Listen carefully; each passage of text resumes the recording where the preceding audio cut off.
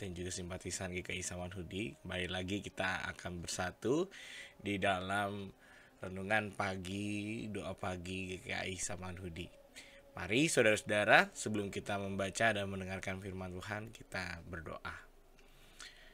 Allah Bapa Sorgawi, kembali kami datang di hadapan-Mu dalam pagi yang Kau berikan pada kami. Kami mengucapkan syukur atas setiap penyertaan dan juga berkat yang Kau limpahkan kepada setiap kami. Ya Tuhan, pada saat ini kami hendak untuk membaca dan juga merenungkan firman-Mu. Pimpinlah kami, sertailah kami, sehingga ketika kami membaca dan juga merenungkan firman-Mu, hanya ada Engkaulah yang ada di dalam hati dan pikiran kami. Kiranya Tuhan, kami hanya dapat fokus kepadamu. Kami hendak menyerahkan setiap kehidupan kami ke dalam tangan-Mu. Di dalam nama Tuhan kami Yesus Kristus kami berdoa. Amin. Saudara-saudara yang terkasih, kita akan membaca dari 2 Tawarik pasal yang ke-33 ayat 1 sampai dengan yang ke-17. Saudara-saudara yang dikasih dalam nama Tuhan, kita hendak membaca dari 2 Tawarik 33 ayat 1 sampai dengan 17. Saya akan membacakannya. Manasye berumur 12 tahun pada waktu itu. Ia menjadi raja dan 55 tahun lamanya ia memerintah di Yerusalem.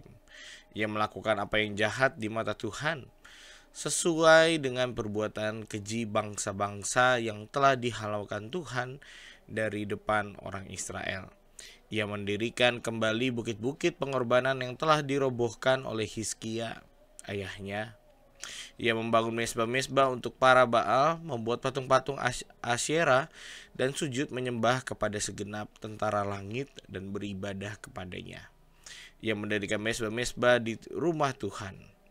Walaupun sehubungan dengan rumah itu, Tuhan telah berfirman, "Di Yerusalem namaku akan tinggal untuk selama-lamanya."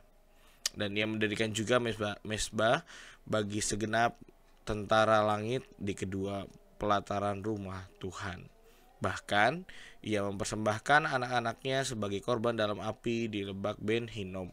Ia melakukan ramal, telaah, dan sihir, dan menghubungi para pemanggil arwah dan para pemanggil roh peramal. Ia melakukan banyak yang jahat di mata Tuhan, sehingga ia menimbulkan sakit hatinya. Ia menaruh juga patung berhala yang telah dibuatnya dalam rumah Allah. Walaupun Allah telah berfirman kepada Daud dan kepada Salomo anaknya, dalam rumah ini dan di Yerusalem yang telah kupilih dari antara segala suku Israel, aku akan menaruh namaku untuk selama-lamanya. Aku tidak akan membuat pula orang Israel berjejak keluar dari tanah yang telah kutentukan untuk nenek moyangmu, asal saja mereka melakukan dengan setia segala yang telah kuperintahkan kepada mereka dengan perantaraan Musa, yakni segala hukum, ketetapan, dan peraturan. Tetapi Manasye menyesatkan Yehuda dan penduduk Yerusalem, sehingga mereka melakukan yang jahat lebih daripada bangsa-bangsa yang telah dipunahkan Tuhan dari depan orang Israel. Kemudian berfirmanlah Tuhan kepada Manasye dan rakyatnya, tetapi mereka tidak menghiraukannya. Oleh sebab itu Tuhan mendatangkan kepada mereka panglima-panglima tentara Raja Asyur yang menangkap Manasye dengan kaitan, membelenggunya dengan rantai tembaga dan membawanya ke Babel. Dalam keadaan yang terdesak ini, ia berusaha melunakkan hati Tuhan Allahnya. Ia sangat merendahkan diri di hadapan Allah nenek moyangnya dan berdoa kepadanya. Maka Tuhan mengabulkan doanya dan mendengarkan permohonannya. Ia membawa kembali ke Yerusalem dan memulihkan kedudukannya sebagai raja. Dan Manasye mengakui bahwa Tuhan itu Allah. Kemudian ia mendirikan tembok luar pada kota Daud di sebelah barat Gihon, di lembah sampai dekat pintu gerbang ikan mengelilingi Ofel. Tembok itu dibuatnya sangat tinggi. Ia menempatkan juga panglima-panglima perang di tiap kota kubu di Yehuda. Ia menjauhkan allah-allah asing dan berhala dari rumah Tuhan. Juga segala mezbah yang didirikannya di atas gunung rumah Tuhan dan di Yerusalem yang membuangnya keluar kota. Ia menegakkan kembali mezbah Tuhan, mempersembahkan korban keselamatan dan korban syukur di atasnya, menyuruhkan kepada Yehuda untuk beribadah kepada Tuhan Allah Israel. Walaupun demikian, rakyat masih mempersembahkan korban di bukit-bukit pengorbanan, tetapi hanya kepada Tuhan Allah mereka. Demikian pembacaan firman Tuhan. Yang menjadi fokus kita pada saat ini terdapat dalam 2 Tawarik 33 ayat 12b sampai dengan 13a yang berbunyi demikian. Ia sangat merendahkan diri di hadapan Allah nenek moyangnya dan berdoa kepadanya, lalu Tuhan mengabulkan doanya dan mendengarkan permohonannya. Saudara-saudara yang terkasih, hidup dalam jalan yang tidak sesuai atau misalnya hidup dalam jalan yang salah bagi sebagian orang sulit untuk diampuni. Bagi sebagian orang hidup dengan penuh dengan kejahatan, hidup dengan jalan yang tidak pantas, untuk keluar dari kehidupan itu nampaknya sangat sulit gitu ya dalam bertobat gitu. Apalagi jika seseorang itu punya kuasa yang besar. Kalau misalnya kita baca pada teks kita pada hari ini, kita diperlihatkan ada seorang raja yang memiliki segala kuasa. Namun ia menggunakan kekuasaannya untuk melakukan kejahatan dan hidup yang sangat bertentangan dengan kehendak Tuhan. Pada akhirnya, ketika ia punya segala kuasa, ia merasa dirinya lebih hebat, ia jatuh dalam suatu kesulitan dan penyesalan yang sangat mendalam. Ketika hidupnya hancur, ia akhirnya menyadari bahwa kesalahannya itu sangatlah besar. Ia menyadari bahwa ia tidak bisa hidup tanpa Tuhan. Lalu ia berbaliklah kepada Tuhan. Itu merupakan bagian besar intisari dari kisah seorang raja yang bernama Manasye. Manasye mulai memerintah dikatakan pada usia 12 tahun, usia yang sangat muda gitu ya. Dan ia menjalani pemerintah yang sangat panjang. Masa pemerintahannya selama 55 tahun di Yerusalem. Kalau misalnya kita melihat pada awal pemerintahannya, ia sangat jauh hidupnya di hadapan Tuhan.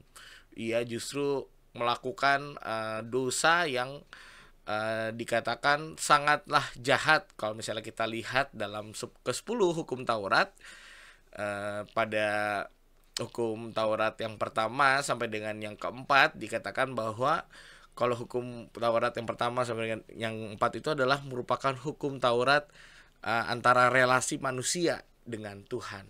Dan Manasye telah mencoreng keempat awal hukum Taurat tersebut dengan dia membangun patung-patung penyembahan berhala dan juga memasukkan berhala bahkan ke dalam bait Allah gitu ya.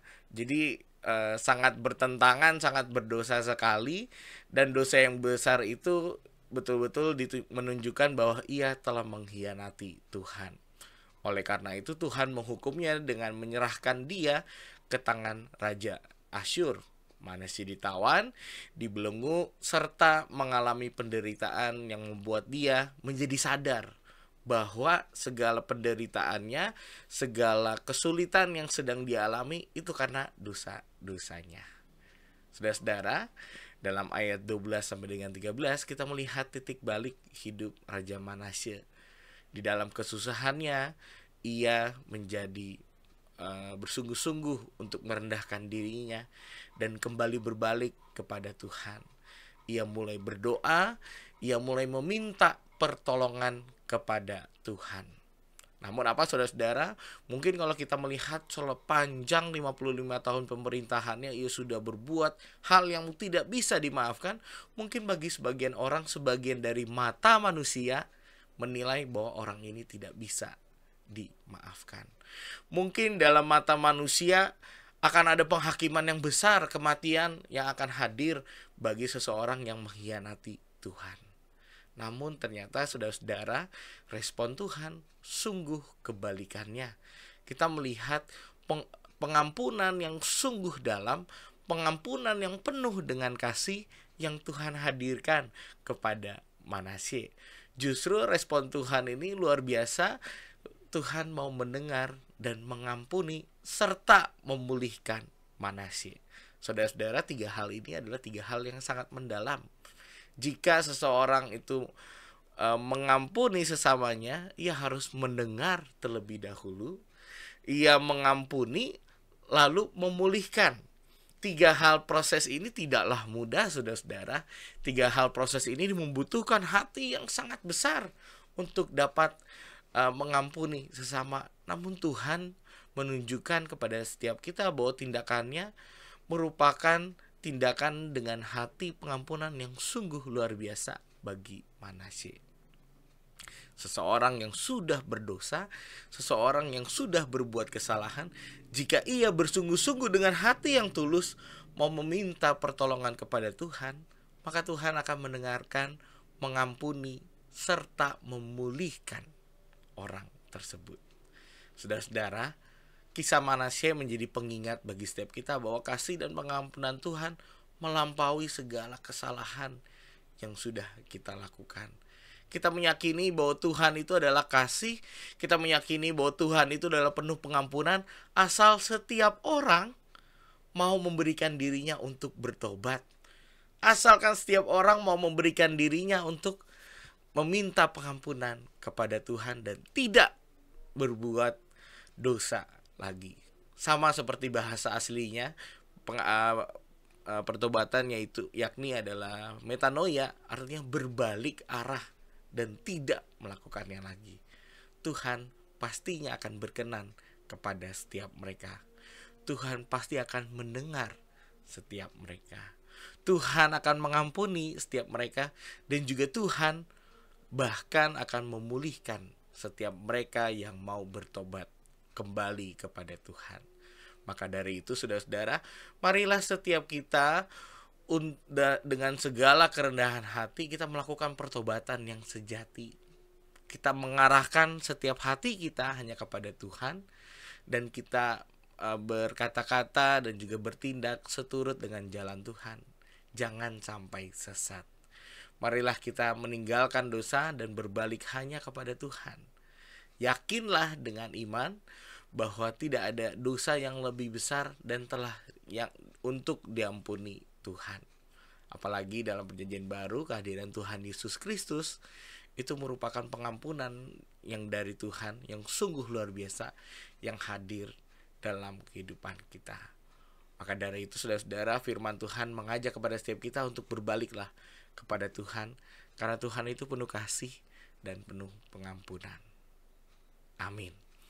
Marilah kita berdoa.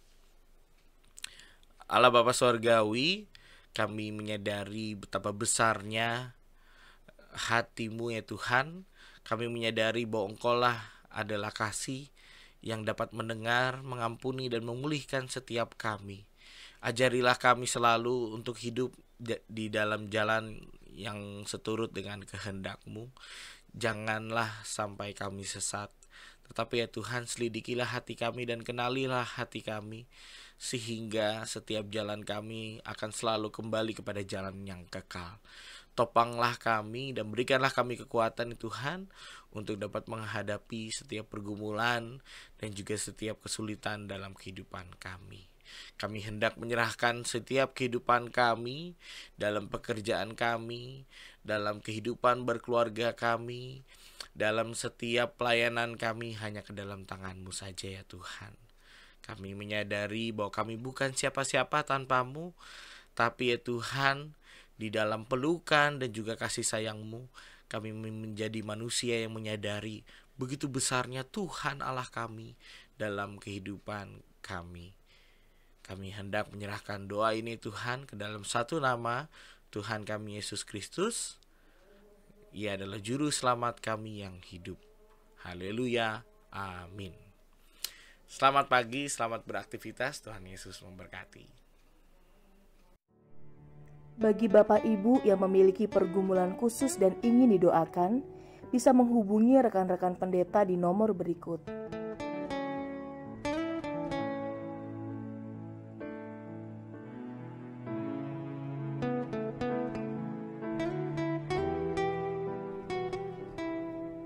Tuhan Yesus memberkati.